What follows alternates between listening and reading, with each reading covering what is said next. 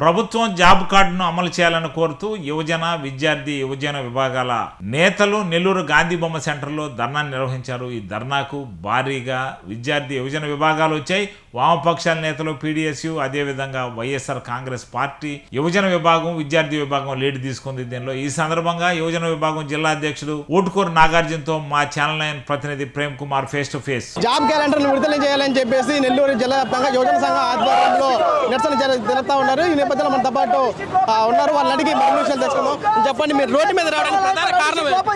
ఈరోజు రౌడీ షీట్లు విద్యార్థుల మీద, యువకుల మీద మాకు రావాల్సినటువంటి హక్కులు మీరు ఏదైతే మేనిఫెస్టోలో పెట్టారో, నిరుద్యోగులకి ఉద్యోగాలు ఇస్తాము, వృత్తి ఇస్తాము, ఫీజు రీయింబర్స్మెంట్ ఇస్తారు అని ఏదైతే మీరు నమ్మబలికి వాటిని నమ్మి ఏదైతే ఓట్లు వేసామో వాటిని అడిగినందుకు ఈ 10 నెలలు మీరు ఒకటి కూడా ఇవ్వలేదన్న పాపాన్ని మేము అడిగినందుకు శాంతియుతంగా మేము ధర్నాలు ఈ యొక్క ర్యాలీలు చేస్తామంటే మా పైన అక్రమమైన కేసులు పెట్టి దుర్మార్గంగా మా మీద రౌడీ షీట్లు ఓపెన్ చేస్తామంటే ఇంతకంటే దుర్మార్గమైన పరిస్థితులు ఆంధ్ర రాష్ట్రంలో, భారతదేశంలో ఎక్కడ ఉండవు ఒక ఆంధ్ర రాష్ట్రంలో తెలియజేస్తా ఉన్నా.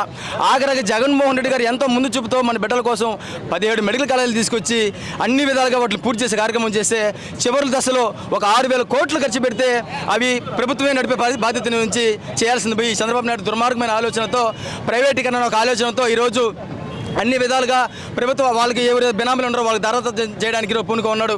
ఈరోజు ప్రతిదీ కూడా విద్యార్థి సంఘాలు ప్రశ్నిస్తూ ఉన్నారు, యువజన సంఘాలు ప్రశ్నిస్తూ ఉన్నారు. వాళ్ళు ప్రశ్నిస్తున్నారు ఒకే ఒక కారణంతో వాళ్ళపైన రౌడీ షీట్లు ఓపెన్ చేస్తున్నారు. అందుకు నిరసనగా ఈరోజు ఏఐవైఎఫ్, ఏఎస్ఎఫ్, వైఎస్ఆర్సీపీ విద్యార్థి విభాగం, యువజన విభాగం మేము అందరం కలిసి కూడా విద్యార్థి యువజన అన్ని సంఘాలు కలిసి కూడా ఈరోజు ఈ యొక్క ధర్నా కార్యక్రమం చేశాం. ఈరోజు చంద్రబాబు నాయుడికి వారికి ఓట్లు వేసిన పాపానికి అన్ని వర్గాల ప్రజలు కూడా ఈరోజు రోడ్లోకి వచ్చి దేహి అనే పరిస్థితి తీసుకొచ్చాడు.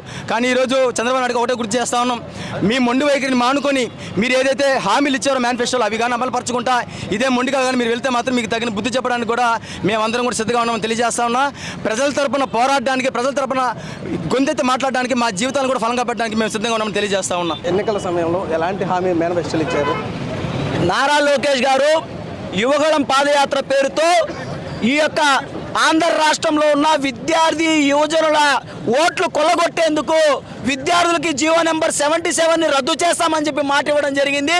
అదేవిధంగా పెండింగ్లో ఉన్న స్కాలర్షిప్లు, రీయింబర్స్మెంట్లు అధికారంలోకి వచ్చిన 2 నెలల్లో పూర్తి స్థాయిలో విడుదల చేస్తామని మాట ఇవ్వడం జరిగింది. అదేవిధంగా ఏవైతే పేద విద్యార్థులకి మెడికల్ విద్యను దూరం చేసే 107, 108 జీవోలు ఏవైతే ఉన్నాయో వాటిని వెంటనే రద్దు చేస్తామని చెప్పేసి నీ మంగళగిరి నియోజకవర్గంలోనే నువ్వు ఈ విద్యార్థుల యువజనులకి మాట ఇవ్వడం జరిగింది. నారా లోకేష్ గారు మీరు ముఖ్యమంత్రి అవుతారని కలగంటున్నారేమో, రాసి పెట్టుకోండి. ఆంధ్ర రాష్ట్ర విద్యార్థులు, యువకులు తలుచుకుంటే మీ కలగానే మిగిలి చేస్తామని చెప్పేసి ఈ ఆంధ్ర రాష్ట్ర విద్యార్థి యువకులుగా మీకు ఈ శపథాన్ని చూపిస్తా ఉన్నాము.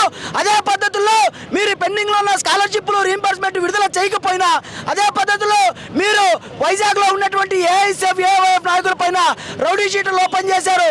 అవి తీయకపోయినా, నిరుద్యోగులకు ఉద్యోగ అవకాశాలు కల్పించకపోయినా మీ ప్రభుత్వాన్ని కూలదొయ్యడానికి యావత్ ఆంధ్ర రాష్ట్ర విద్యార్థి యువజనులు ఏకం చేసి ఉద్యమాన్ని తీవ్రతం చేస్తామని చెప్పేసి ఏఐఎస్ఎఫ్ గా ఈ కూటమి ప్రభుత్వాన్ని హెచ్చరికలు తెలియజేస్తా ఉన్నాం. రాబోయే రోజుల్లో ఈ క్యాలెండర్ రిలీజ్ చేయకపోతే ఎలా ఉంటుంది పరిణామాలు? కూటమి ప్రభుత్వం అధికారం చేపట్టి సుమారు 18 నెలల కాలం దాటింది.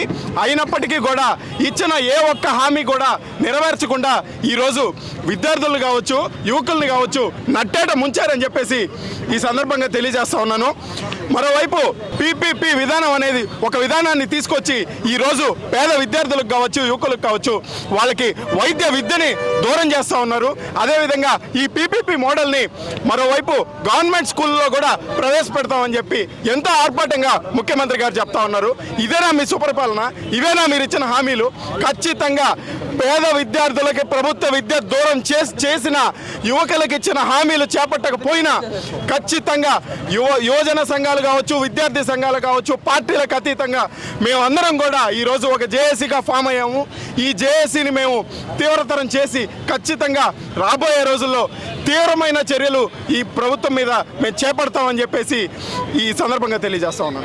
యువతకు కౌశల్య పేరుతో వర్క్ ఫ్రమ్ హోమ్ ఇస్తా అని చెప్పేసి గవర్నమెంట్ చెప్పింది. దానికి నీ బూటకాలే ఇచ్చిన హామీలే సక్రమంగా అమలుపరచకుండా ఈరోజు రోడ్లు పడేసి కొత్త హామీలతో టాపిక్ డైవర్ట్ చేయడానికి, రాజకీయాల్ని పక్కతో పట్టించడానికి చంద్రబాబు నాయుడు గారు ఉన్నాడు తప్ప ఒక్క కొత్త ప్రాజెక్ట్ చేసిన పాపం లేదు, ఒక కొత్త ఉద్యోగం ఇచ్చింది పాపం లేదు.